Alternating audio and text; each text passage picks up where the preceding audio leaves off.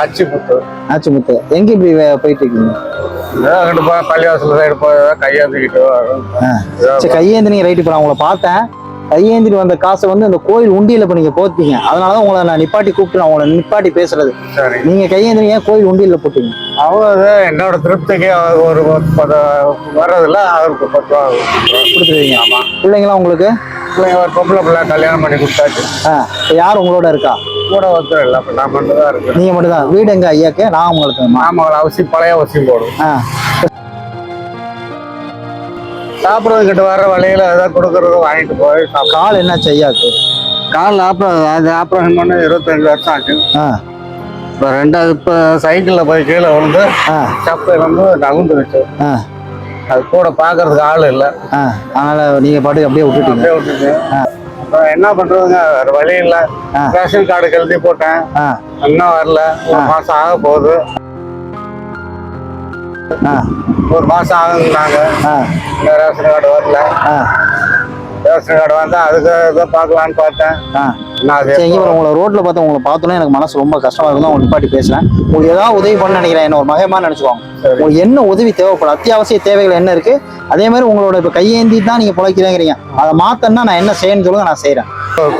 தள்ள வண்டியில பெட்டி கடை மாதிரி வச்சு ஏதோ பொழ போடலான்னு நான் பார்த்தேன். அது வச்சா உங்களால தள்ளிட்டு போயிட முடியுமா? தள்ள முடியாது. தள்ள வண்டினா தள்ள வண்டி ஒரு இடத்துல வச்சு போடுறது. எங்க அதை வச்சா ஓடுமா? இருக்கிறது எனக்கு ஏதோ வர்ற வருமானம் வருமா? ஐயந்தாம சாப்பிட்டா போதும், நிம்மதியா போதுங்கிறீங்க. உழைக்கணும் எனக்கு வயிற்றுக்கு கிடைச்சா போயிடும். போகல ஈஸியா. சரி, முதல்ல நான் பணம் தரேன். நீங்க அதை டாக்டர் முதல்ல பாருங்க, வலி இருக்குங்கிறீங்கல்ல, அது ஒரு எட்டு பாருங்க. என்ன சொல்றாங்க கேளுங்க. உங்களோட முயற்சியை வந்து நம்ம வந்து நான் வந்து என்னால என்ன உதவி பண்ண முடியுமோ நான் அந்த உதவி நான் உங்களுக்கு பண்ணி தரேன். இதுல பணம் இருக்கு, இந்த பணம் உங்களுக்கு தான். சரி, பெத்த மகன் மாதிரி உங்கள்ட்ட தரேன். சரியா? நீங்க இதை வச்சு முதல்ல டாக்டர் பாருங்க. யாருமே இல்லைன்னு வருத்தப்படாதீங்க. ஒருத்தர் உதவின்னு நினைச்சுக்கோங்க, அவ்வளவுதான். சரியாமே இருக்கும். ஆனா நீங்க இந்த வயசுல கூட யாரும் தொந்தரவு பண்ணா பெத்த பிள்ளைட்டு கூட நிக்காம கையேந்து கூட சாப்பிடுறீங்க பாருங்க, அது பெரிய விஷயம். சரியா? இப்ப நான் வந்து உதவி பண்ணணும், உங்க மனசு என்ன நினைக்கிறீங்க? என் வயிற்று போகிறதுக்கு கொடுக்குறவங்க கடவுள் இருக்காங்க. கண்டிப்பா யாருமே நினைக்கிறது இல்ல. கொடுத்தா எடுத்து